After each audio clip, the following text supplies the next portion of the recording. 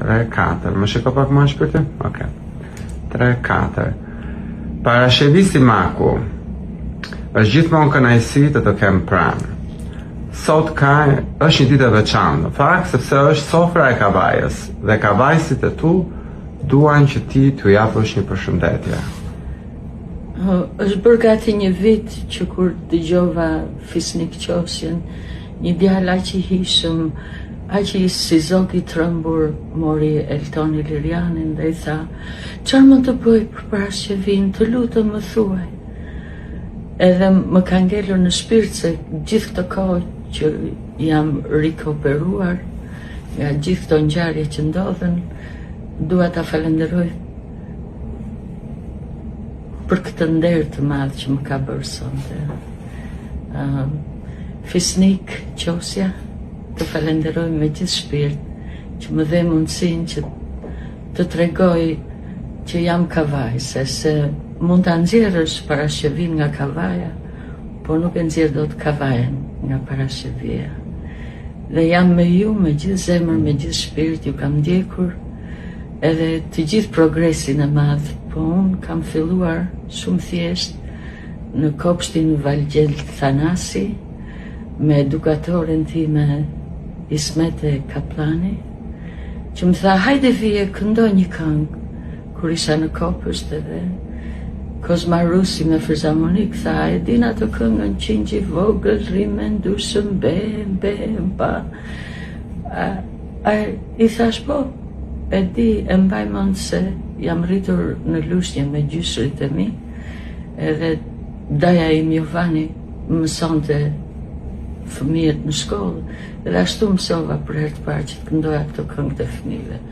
Pastaj më morën më çuan tek Bujare Biturku, që ishte drejtoresha e fëmijëve të Kavajës, të Pallatit Kulturës së Fatosave dhe Pionerëve, edhe ajo më prezantoi për herë të parë me maestron e madh Recep Asimi, se do ishte pamundur që Kavaja ta prezervonte këtë kulturë kaq fisnike, kaq të madhe, kaq botërore, se i ka rënjët në Stamboll, edhe muzika dhe dashuria dhe respekti që ne mbajmë për fenë, sidomos ne besojmë në Allah, gjithmonë themi Bismillah.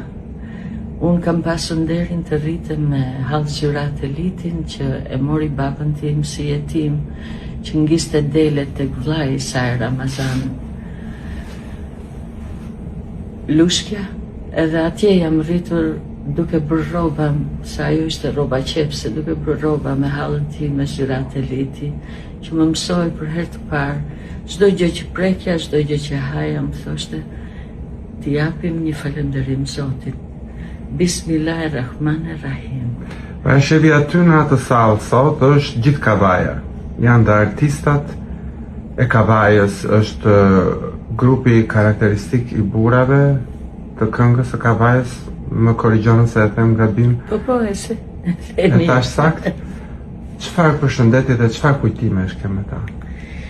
Aty e kisha tek Recep Asimi, ai kishte një majtofon të vogël e vinte kështu në krah, sapo kishte mbaruar konservatorin, shkëlqyshëm, edhe ishte djalë i ri nga Korça, aristokrat, që merrte shkonte kodër më kodër, fush më fush, e gjente njerëz të thjeshtë, i thoshte: "Mban mend ndonjë këngë të vjetër, shpirtërore, se ne nga Kavaja nuk jemi si Shqipëria mesme, apo ne jemi si Rem Stambollin, ne kemi diçka që i bëjmë rixha muzikës, e kemi nga shpirti, nuk e bëjmë për para apo për famë." Kështu që kjo grupi i burrave jemi mbledhur me Recep Asimin, kemi bërë këngë si Këndon Gjeli, Pika Pika, Mun aty ku dridhen qerret, Marak të bona, që u bën hite të mëdha se unë i këndoja dhe populloren dhe muzikën e lehtë kudo që shkoja, sidomos në Gjakov, në Prishtinë, në Prizren. I donin shumë këto këngët që kur zonja e madhe Fitnet e Rexha shkonte dhe i binte darjes, edhe këndonte këto këngë të vjetra popullore. Ke mall për Kavajën? Po, është pjesë kush jam, që kur kam qenë në klasë të parë fillore tek Fiqeri Kurti, bashkë me vllajin tim Benin, shkonim në shkollë, edhe kisha një mësuese shumë fisnike, shumë të bukur, që më donte shumë, e më mësonte si të sillem, si të isha tamam e edukuar edhe në skenë edhe jashtë skenës. So i dedikoj shumë falënderim zonjës Terezina Levi. E bashkë me djalin e saj Davidin dhe me vajzën Flonjën, shkonim në prova tek Rexhe Pasimi, tek Qemal Mehmeti, bashkë me bashkësorten Eglën, Shazet Eliti, Ibrahimi, të gjithë janë mësuesit e mi që vinin, votonin për mua gjithmonë në për festivale çdo vit, që unë të fitoja, se nuk do isha kjo që jam, edhe pse jam në majtë të New Yorkut, nuk do isha kjo që jam pa dashurinë, respektin, edhe mësimet që më kanë dhënë të gjithë në Kavaj. Është një eveniment shumë i bukur, edhe vitin që kaloi do donim të ishim pjesë, apo jo? Po e shikonim sot në video, ishte... Po pam sofrën e kënduan beautiful. Vërtet, s'ka ndryshuar asgjë, vetëm që jam shumë proud që janë integruar me shumë mas, si të thuash, nuk kanë dalur nga ajo tradita tamam sofra e Kavajës. Si ndihesh qyteti yt, Kavaja, merr si të thuash stafetën ose vlerësimin e parë kaq të madh që të bëjnë ty ata? Është vendlindja ime, guri rënë në vend të vetë, themi ne. Kështu që unë akoma jam kavajse, pavarësisht se kam kënduar kudo në Shqipëri, në botë edhe këtu.